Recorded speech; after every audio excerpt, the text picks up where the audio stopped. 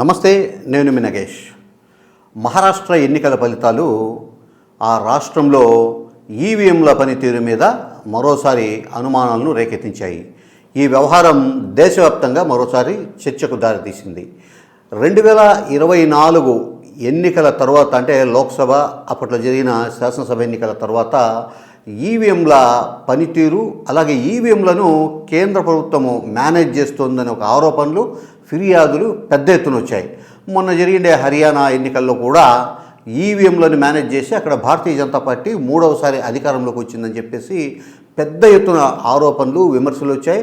అక్కడ కాంగ్రెస్ పార్టీ కొన్ని టెక్నికల్ అభ్యంతరాలు లేవనెత్తింది. అంటే ఈవీఎంల బ్యాటరీల పనితీరు, అంటే పోలింగ్ స్టార్ట్ అయినప్పుడు 100% బ్యాటరీ తెస్తే ఆ తర్వాత ఉదయం నుంచి సాయంత్రం వరకు పోలింగ్ జరిగాక ఆ ఈవీఎంను స్ట్రాంగ్ రూమ్లో భద్రపరిచి మళ్ళీ కౌంటింగ్కి తెచ్చినప్పుడు కూడా 99% ఛార్జింగ్ ఏ రకంగా ఉంటుందనేది అక్కడ సాంకేతికపరమైన ఒక అభ్యంతరం. ఈ వ్యవహారం మీద దేశవ్యాప్తంగా చర్చ జరుగుతున్న నేపథ్యంలోనే నిన్న మహారాష్ట్ర ఎన్నికల ఫలితాలు వచ్చాయి. ఈ ఎన్నికల్లో భారతీయ జనతా పార్టీ నేతృత్వంలోని ఎన్డీఏ కూటమి 235 అసెంబ్లీ స్థానాలను కైవసం చేసుకుంది. భారతీయ జనతా పార్టీ ఒంటరిగా 135 శాసనసభ స్థానాలను గెలిచింది.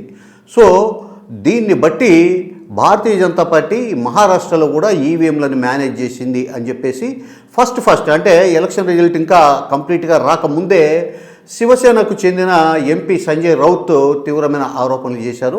దానికి మహారాష్ట్ర ప్రస్తుత ఉప ముఖ్యమంత్రి, కాబోయే ముఖ్యమంత్రి దేవేంద్ర ఫడ్నవీస్, అంటే కాబోయే ముఖ్యమంత్రి అంటే భారతీయ జనతా పార్టీ ఖచ్చితంగా ఆయన్నే చేయాలని పట్టుబట్టింది కాబట్టి ఆయన కావచ్చు.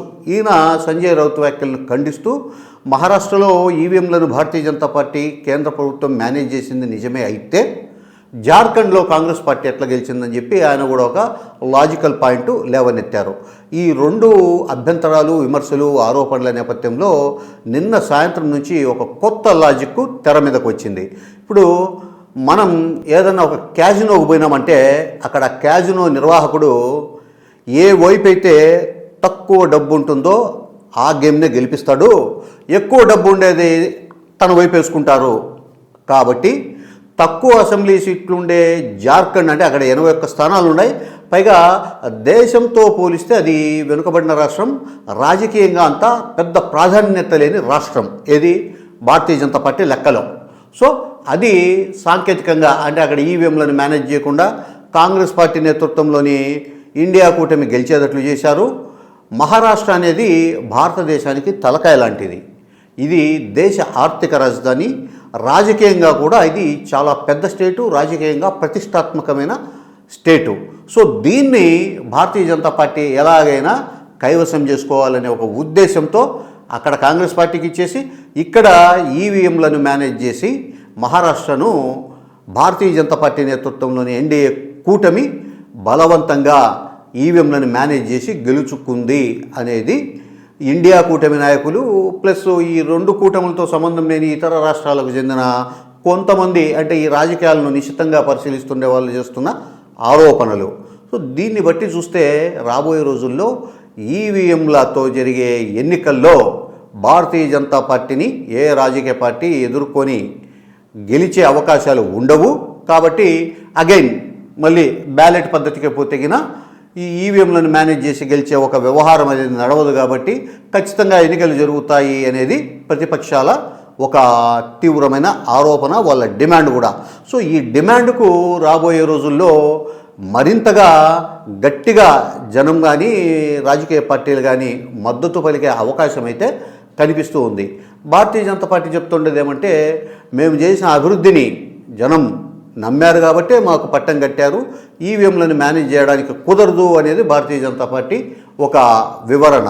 అయితే ప్రతిపక్షాలు ఏం చేస్తున్నాయి, ఈవీఎంలను మేనేజ్ చేసేది, మెయింటైన్ చేసేది కూడా మనుషులే కదా, పైగా టెక్నాలజీ ఉపయోగించి ఏ రకంగా ఈవీఎంలను మేనేజ్ చేయవచ్చు అనే విషయం ఇటీవల ఎన్నికల కమిషన్ ముందే కొంతమంది నిరూపించారు. అలాంటప్పుడు ఈవీఎంలను మేనేజ్ చేయడం అనేది పెద్ద కష్టం కాదు.